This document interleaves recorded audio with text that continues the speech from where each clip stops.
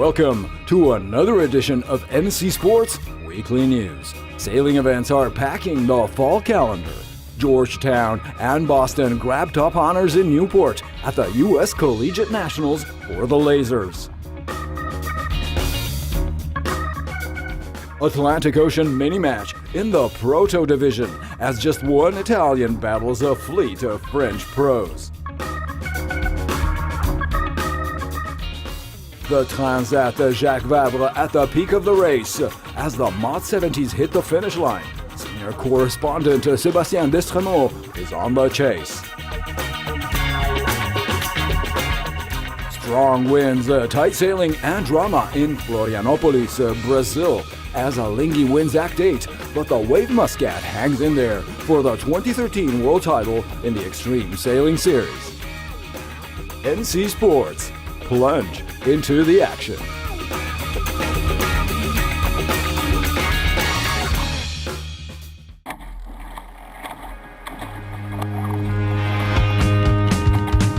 In cold and tough conditions, sweeping Newport, Rhode Island, Erica Reinecke from Boston College and Greg Martinez from Georgetown University dominate the 2013 U.S. National Collegiate Championships in the laser performance classes. Narragansett Bay offered temperatures in the 40 degrees Fahrenheit or 5 degrees Celsius, and gusts up to 20 knots met the fleet of the top 18 men and 18 women single-handed sailors in the nation. In the men's laser, Martinez, 17, took the lead on day one and managed wisely by staying in the top 5 for 16 of the 18 races completed. Greg ultimately secured his title with a final 10-point lead on Harvard's Juan Perdomo in second and 13 points on Enrique Arathun from College of Charleston. I made sure I was in great shape. I knew it was going to be windy in Newport and very cold, so I just needed to be healthy and able to compete to my fullest. Game plan was just to be very consistent as I could, not take big risk, don't foul anybody, make sure just to stay at the top of the fleet for every race that I could. The first 2 days were really shifty conditions. You could come back a lot or also lose a lot, so you had to manage your risk well. And then of course the last day was windy, was pretty steady wind, and you had to just hike as hard as you could, and now that's really where the physical side came in. This week was above and beyond anything I've ever felt before. Georgetown and Mike and all my teammates on the sailing team, they really helped me out. Hosted by Brown and Salve Regina Universities, the event was held under the ICSA ruling, the Intercollegiate Sailing Association, and the governing body for all competitive college sailing in the U.S. and parts of Canada. In the women's laser radial, 16-year-old Erica Reinecke was also very quick off the blocks and grew even stronger to finish with an impressive 20-point lead on Arielle Delisset from Hobart and William Smith in second place, and another 44 points ahead of third place Christina Frost of the U.S. Coast Guard Sailing Academy. Out in the gym, lifting 3 times a week, biking twice a week. I think that a lot of the physical stuff like leading up to the event helped me mentally. Definitely a mental sport. I mean, it was freezing cold. I think I struggled with that a little bit because I'm from Florida, but it was freezing cold, and that was hard for me to get through. Just like on the upwinds, like your hands are burning because it's just so cold. But then physically, laser is so physical. Like, it's one of the most physical boats there is.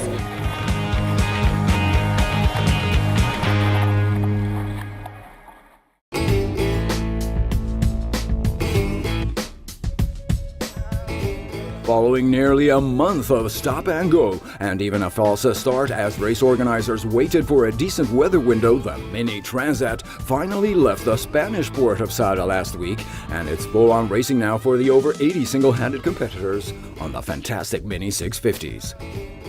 Originally to set off from France's Douarnenez and with a stopover in Puerto Calero in the Canaries, the race program has now been modified to a single 3,700 nautical mile leg all the way to the Caribbean island of Guadeloupe.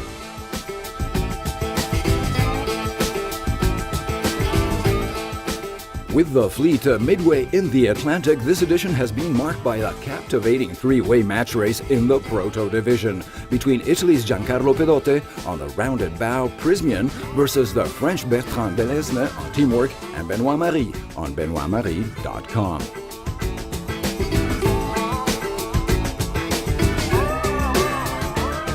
Repeating his win in the first transfer leg to Sada, later cancelled for safety concerns as the Italian was about to cut the finish line, Giancarlo held a record-breaking first stretch up to the Canary Island. This has been a strong statement on the water by the tenacious gentleman sailor, who still did not officially protest the decision.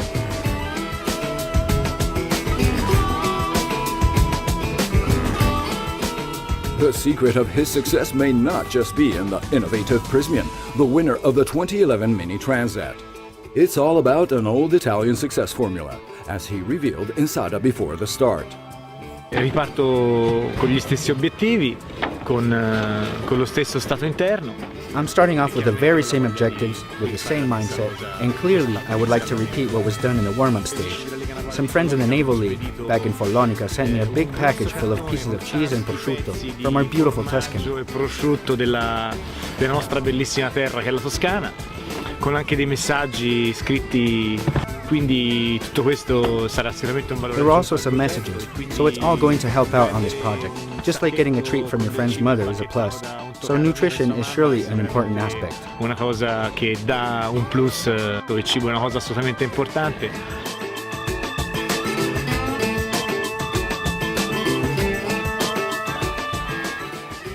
With a battered fleet coming out of the first North Atlantic stretch, organizers also allowed for pit stops in Puerto Calero. A 12 to 72-hour opportunity for repairs before the Atlantic crossing was an option that many could not refuse, especially in the series division. And as the damage report grew steadily, even Proto favorites like Nicolas Boidavezzi took the card. Stay tuned for more Mini Transat updates in the coming editions of NC Sports.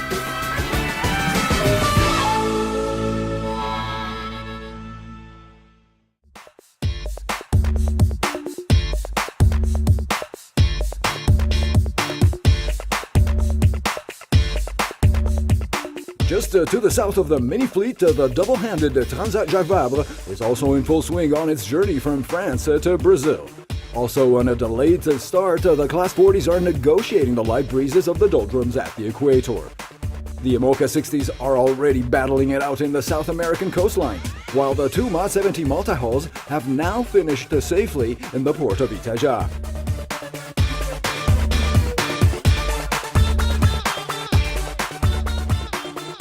Here's the full race update on the water and online with NC Sports senior correspondent, Sébastien Destremont. Welcome to the office, NC Sports fans. When the Transat Jacques Vabre left Le Havre, the two MOD 70s team thought it was going to take 2 weeks to complete the race. Finishing on Monday and following 11 days at sea, Gitana and Omaner are beating all odds. Sébastien Jacques and Charles Caudrelier dominated the race since the Cap Finistère on November 9 and took on the final sprint with mastery. But while fatigue is building and the end of the race is very complex, Sidney Gavinier and Damien Foxall remain on the lookout for any opportunities. Nothing has stopped these four warriors in their frantic ride to Itajaí, and the dying hours have been breathtaking. Originally designed for a 6-person crew, the duos pushed their machines at breakneck speed. Monday, November 18, Sébastien Jacques and Charles Caudrelier arrive in Brazil as the winners. I think we had a good pace. We managed the boat quite well. We had to find the right balance between speed and safety, since Sidney Gavinier knows really well how to go fast. The party awaiting them in Brazil will just be a nice reward for their efforts. The virtual gamer Kusi Kusa holds a slight advantage over the rest of the troop. However, the wind will still play another trick in the dying moments of the race. As a perfectly oiled ballet, the leading group jives a few miles from the finish. And with a better angle to the wind, Carnoug 1 wins the sprint to Itajaí. Further back, an incredible battle is shaping up for the IMOCAs. Slightly behind when arriving in the doldrums, the duo on board PRB managed to get back within sight of Massif. Both Open 60s have been sailing together for several days, and we are now witnessing a match racing for the final 2,000 miles to the finish in Itajaí. Stay tuned all the way to Brazil on ACID Sports.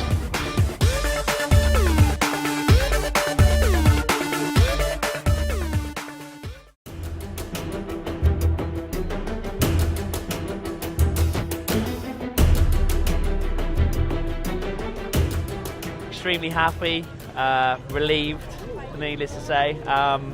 It was such a fight out there, and we had to be absolutely squeaky clean today in order to be able to pull it off. And everyone just did a great job on the boat, and we were under a lot of pressure at times. Lingy made it very difficult. They were gunning for us whenever they had the chance. Whenever they're in front of us, they tried to sail us in the back of the fleet. And it was just a full-on day, and we are delighted to have won the series. Skipper Lee McMillan had plenty to rejoice in Florianopolis. After a season in light to medium wind conditions, the Extreme Sailing Series closed with a bang and a crash in this final Act 8 in Brazil. With 26 knots and gusts of 35 slamming the short race course, all eyes were on the sparring duo at the top. The Wave Muscat against the Lingy, as the Swiss team weighed in for an important win in this double point event, but just came short of taking the title.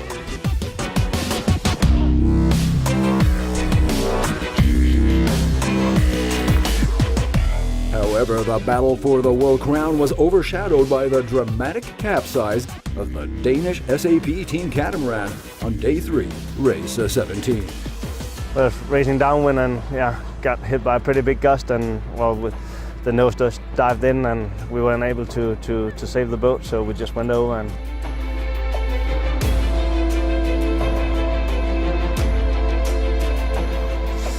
so that's a big setback for us, but fortunately everybody's all right, so that's the way it is.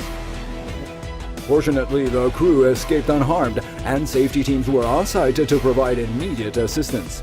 Landing on the boom, British crew member Pete Cumming did suffer a minor rib injury and was taken ashore for treatment within 4 minutes of the accident. Yeah, we just it's really gusty with the offshore breeze, and we just got caught out of a jibe with a big gust, and it just really caught us unaware, and we stuck the bow in and over we went. And I tried hanging on, but that would appear it wasn't the right thing to do, and had a bit of a fall onto the boom. So yeah, just a little sore.